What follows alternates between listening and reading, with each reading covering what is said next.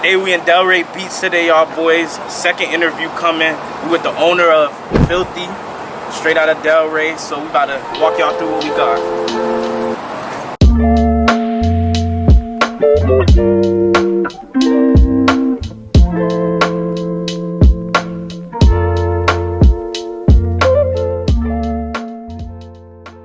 Alright, I wanted to ask you about them photos you got up there. I peeped, he got the Filthy Air Force One collab. How you came about that? My boy got a contact at Nike, right? So he called him. No, I'm just playing, but I used the Nike ID shit on the website where you can customize voices and whatnot. It was just an idea I came up with from scratch. I was like, oh shit, I want to do some shoes, you know what I'm saying? Yeah. But not having any contacts at Nike for real, and not knowing anybody, it was just like, yo, we do that shit ourselves. So me and my boy Thomas, who was helping me at the time with the shoes, we just ran up a bunch of credit cards and we ordered the same colorway, you know what I'm saying? Yeah. It was a colorway that I had in mind since like, I want to say 2018. Once all the shoes came in, we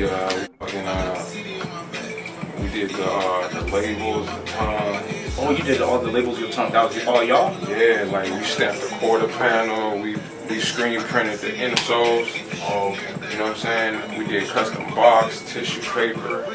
Alright, so yeah, when I asked the question again. So, the Filthy rug, what was your idea? Like, when you came about that, you was like, damn, I'm gonna just drop a rug? Or it was just... This right here is where it all started. Black shirt? Yeah.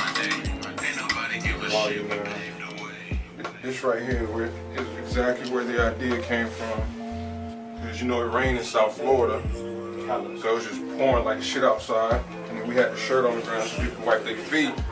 And I walked in and boom, I was like, oh shit. What if I made a t-shirt shaped rug? Boom. Filthy rug came to life. Y'all releases, because I peep you just like go garment to garment. You don't really focus on one thing. It'd be custom one-on-ones and stuff like that. Well, yeah, I mean, as far as the brand, I don't really treat this shit like a clothing brand, you know what I'm saying? Yeah. So I don't really go by seasons. I don't follow the rules with it. I do it, like all that shit on my time. I do what I want when I want type shit. Like it's not even really cold in Florida right now, but we ship shit everywhere else. So I was just like, yo, zip ups. I got more hoodies on the way. And so like, when you go about your pieces and your creative process behind it, what you be thinking type shit? Everything. I be thinking about, I be on Tumblr, I don't know. Inspo come from y'all, I'm from the streets. Anything, it's just ideas, you know what I'm saying? Some God. Corey. I don't know. No, I don't really know. Speaking of that, like, because I peep with your page, it's a lot, like, you mix the hood with the fashion, and it's just like, how do you perfectly, like, mix that together to bring it to, like, harmony, like, harmonizing? Man, I just don't put no, like, structure to it. Exactly. You know what I'm saying? Exactly. Like, I can think of something right now, I'll probably go start trying to design it, you know what I'm saying? As far as my ties to the street and how I keep it like that, I don't. It's just like, that's where we from, you know what I'm saying? And we outside, you know what I'm saying? That junk ingrained in you, it's like... Yeah, so that's just how we bridge it, you know what I'm saying? Because at the same time, we got homies that's not from the streets, you know what I'm saying? But they fuck with the shit too, so... Another thing, because I seen you in Haiti, so like, how did that, like, Haitian culture, you know, because I'm Haitian too. Shit, I had to go check in, man. I had to go check in at the motherland, you know what I'm saying? I really did that before I even launched this brand.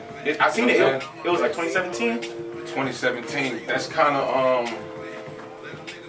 why I did it. Cause I wasn't born there, but I went there when I was really, really small, and I ain't been back for like 20 years. So 2017 was like my 20th year going back type shit, and kind of did that to get the right source of energy before I launched this shit, you know what I'm saying? Okay. You know what I mean? Yeah. You know what I'm saying? I had to go to the motherland and touch in. And tap in. Tap in. You went on it was like a little hiatus for you touch stuff? Or like it was more... I wouldn't say that because it was kind of planned. But, you know, like I said, I ain't been back. I was ready to go. I was ready to launch this shit. But maybe I was kind of lost, you know what I'm saying? Yeah. So I just had to do it. I just had to go tap in and like, You still, like remember where we from type shit. exactly. You still got family over there and stuff like that? Hell yeah. Word. Hell yeah. Roots still all there.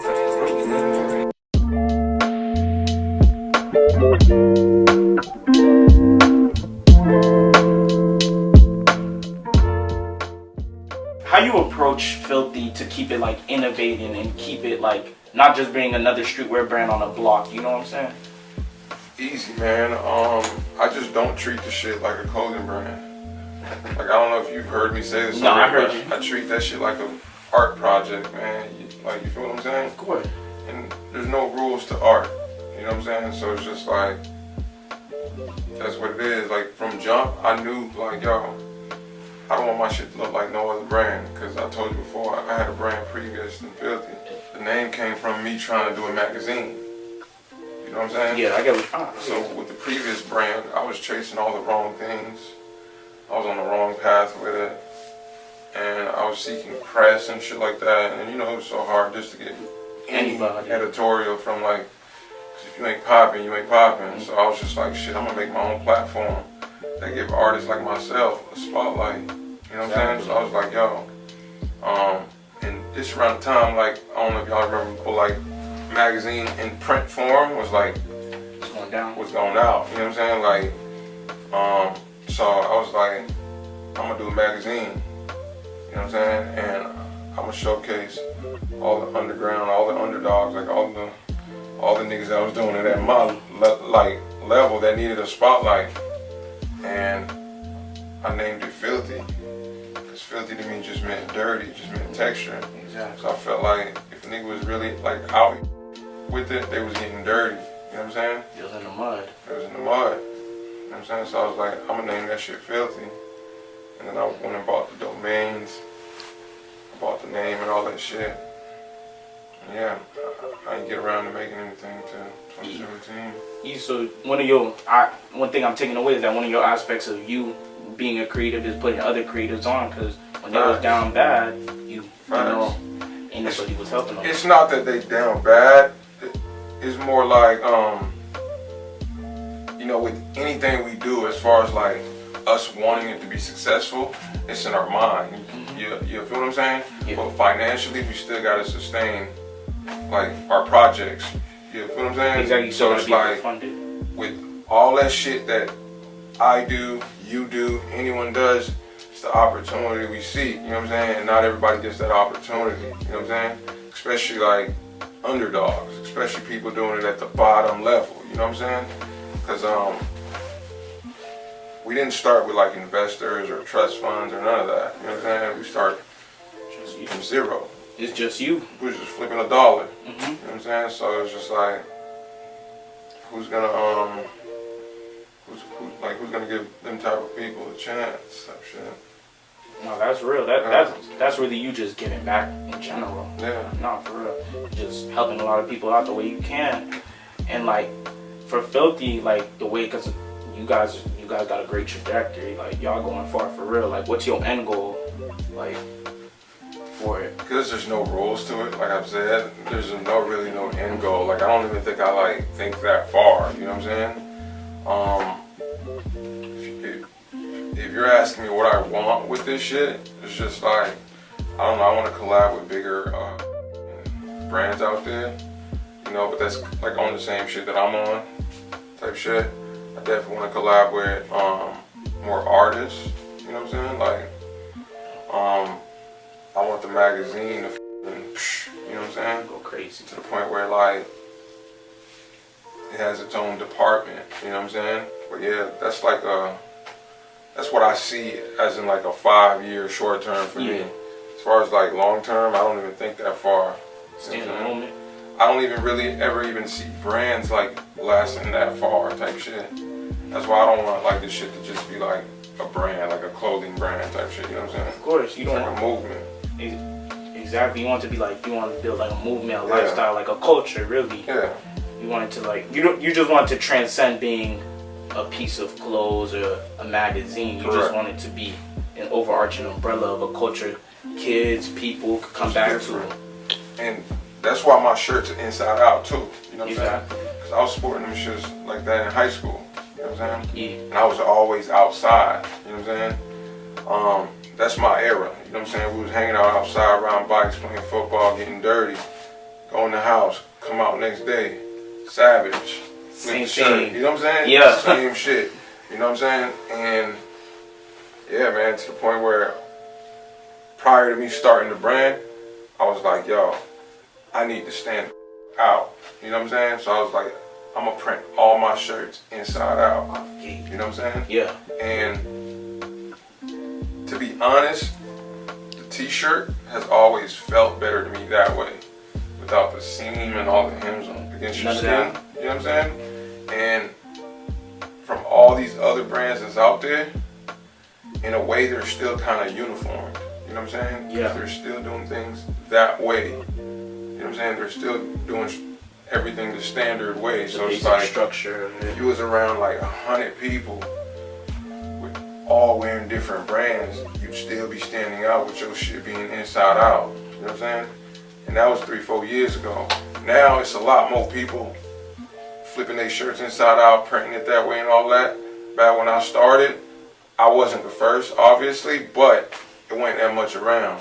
You know what I'm saying? Exactly. And yeah, that was one of my main things, flipping it inside out. And then I didn't want to go by like seasons and stuff like that. So to just do whatever garment you Yeah, want. whatever came to mind, whatever garment.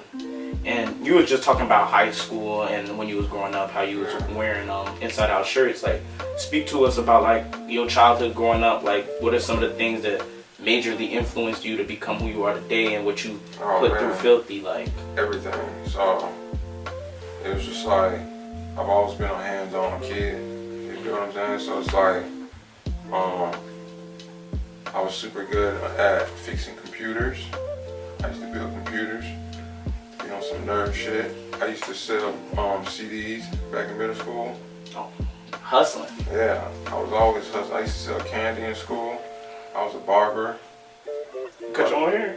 Not my own hair, but I would cut other people's hair. Okay. You know what I'm saying? Yeah, I get you. And I'd have lines, you know what I'm saying, at the crib, you know what I'm saying? Like on a Sunday before Monday going back. Had to get fresh. Prom nights, you know what I'm saying? Like shit like that. Like I had clientele because that was high school and shit. And then I was pressing shirts and shit in high school too. And so, like, was your style always the same, like, or did it evolve over time? Like in high school, were you still rocking like you said you were rocking inside out shirts, so I'm guessing you were still on the streetwear flow. Yeah, but at the same like time, it was like, you know, a few things would always switch here and there, like depending on where the trend went. Not that I followed it, but I just like we always led the way type shit. You know what I'm saying? Like I always stayed around a group of people where it was just like we was trying to be on to different shit and trying to be ahead. You know what I'm saying? And we understood the concept of like people following or buying into what you do. You got to be ahead. You know what I'm saying? Yeah. No one's trying. Well, you got people that's trying to do what's now and stuff like that, but it's just like they don't lead the way. You know what I'm saying? So from a young age, you was just trying to innovate. You Right. were just trying to. Well, from a young age, I was very unfortunate. You know, I was super poor. I'm still poor. You know what I'm saying? But it was just like I really was trying to catch up. You know what I'm saying? Yeah. Somewhere down the middle, it transitioned where I kind of passed things. You know what I'm saying? But prior to how I am now, my whole life, I just been playing catch up. I just wanted to be normal. You know what I'm saying? Because I was so less. You know what I'm saying? Like everybody always had new shoes and da da da. And you know what I'm saying? I ain't have all that shit. You know what I'm saying? So it was just like I was always playing catch up. Then, you know, you grow up and start realizing like I don't need this shit. Or you get jobs and you can get what you can get. Now, now you can afford certain things and you start running, man. You know what I'm saying? You start looking at life differently too. Yeah. Because you was playing catch up, but you was like, maybe you might have been financially, you wasn't where you wanted to be, but mentally it started pushing you more. Because that was the same thing. That shit built me. You Exactly. know what I'm saying? And that's what got me into like hustling and shit, like selling CDs, Something that I can get my hands on, fixing shit for people, whether it was bikes, cars. Like we used to take car radios and sell them, you know what I'm saying? Like crazy shit. Like, hey, what would you say to the kids that's creating now today? Like, what is the message that you would want to tell them, that you would like, if they didn't take nothing from this interview, if they didn't see nothing, what do you want them to keep in the back of their mind? Quit right now. Quit what you're doing right now. It's not gonna work. That's what I want. That's tough. That's tough. No, I'm kidding. But yeah, man.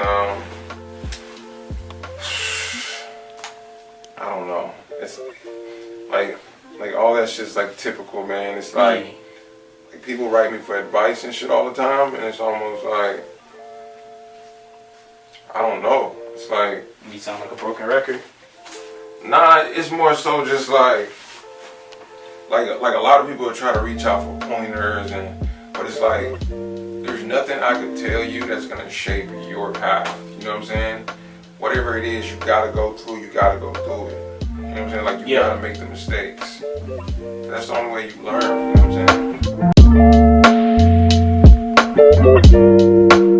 We got niggas that sew. We got niggas that make smoothies. We got niggas that fucking make pillows and embroidery and shit.